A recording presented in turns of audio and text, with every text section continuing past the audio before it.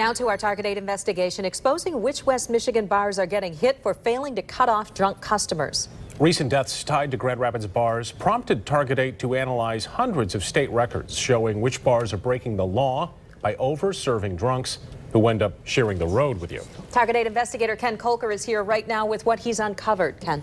Yeah, Brian and Sue, when looking at the price of over-serving, we found inconsistent enforcement of liquor laws from city to city and penalties among the lowest in the nation.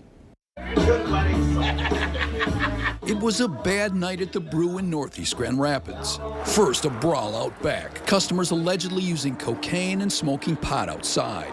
It was one of those kind of deals that happens. Yeah.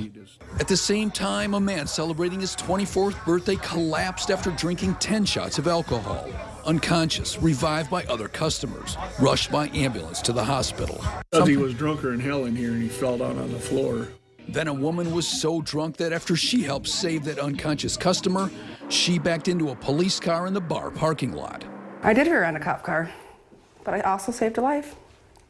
She knows she shares the blame. Yeah. Nobody forced her to drink a couple of beers at home and about a half a dozen Miller Lights at the Brew. If they thought I was overly intoxicated, I think they should have cut me off. She got arrested for super drunk driving. A .22. Okay, so that's pretty Intoxicated. She was surprised to learn how little it cost the bar. The Michigan Liquor Control Commission fined the Brew $500 for each over-serving charge. They could have had 2 deaths on their hands. And the Brew had 4 prior liquor violations dating back to 1999.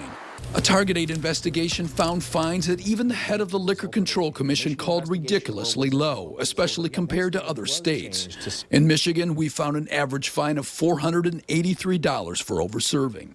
In Florida, the fine would have been $1,000 for each over-serving charge and a 7-day liquor license suspension.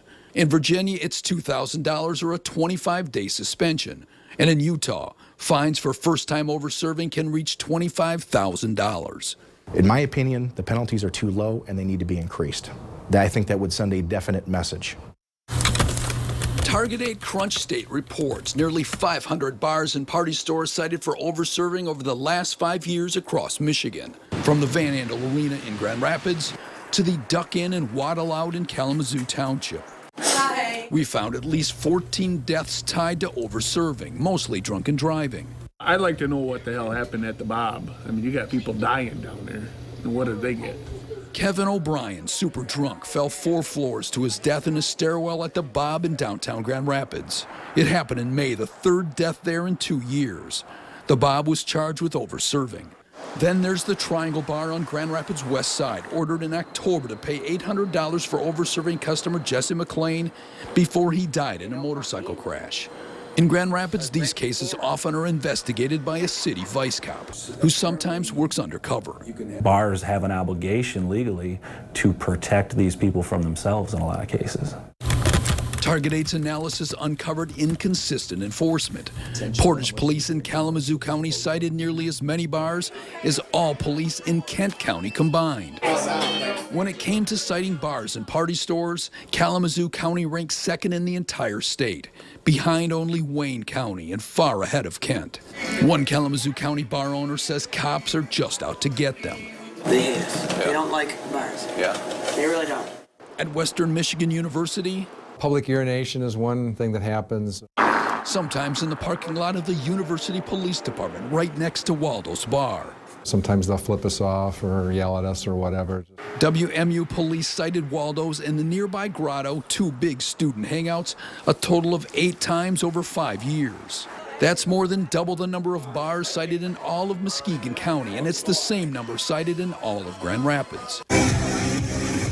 Target 8 recently witnessed customers staggering at a Grand Rapids Westside bar, and then a barroom brawl just before closing time. No over-serving charges. There's just not manpower to be proactive in every one of these type instances.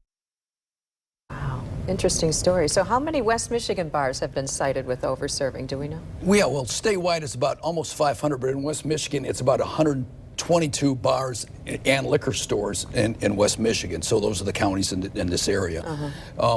What we did, and we've created this interactive map which is actually you can find on woodtv.com, which shows which cases led to deaths, which cases involved bar fights, and which bars were hit more than once, and the kinds of fines that these bars are facing. So given a little history there. Yeah. People Exactly. can check that out. Exactly. Okay. Check it out at woodtv.com. Yes, Interesting you can. report.